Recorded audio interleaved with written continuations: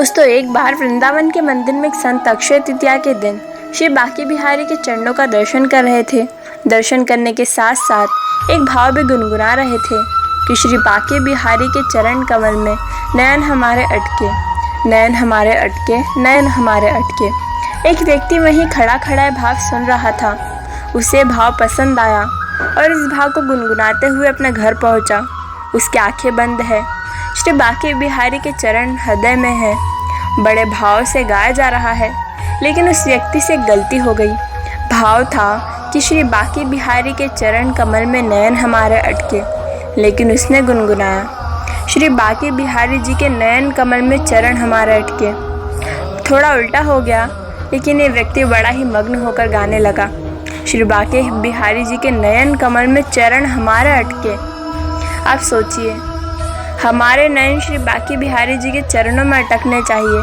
हमारा ध्यान श्री बांके बिहारी जी के चरणों में होना चाहिए, क्योंकि भगवान के चरण तो बहुत ही प्यारे और कोमल है। लेकिन उस व्यक्ति ने इतना मगन होकर गाया कि बांके बिहारी जी आज सब कुछ भूल गए और श्री बांके बिहारी जी उसके सामने प्रकट हो गए।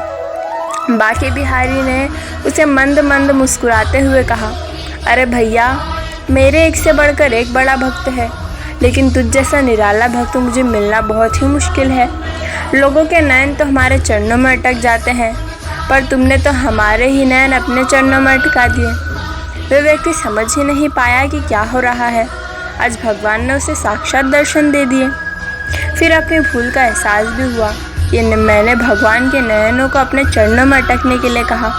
लेकिन फिर उसे समझ आया कि भगवान तो केवल भाव के भूखे हैं। अगर मुझसे कोई गलती होती तो भगवान मुझे दर्शन देने नहीं आते।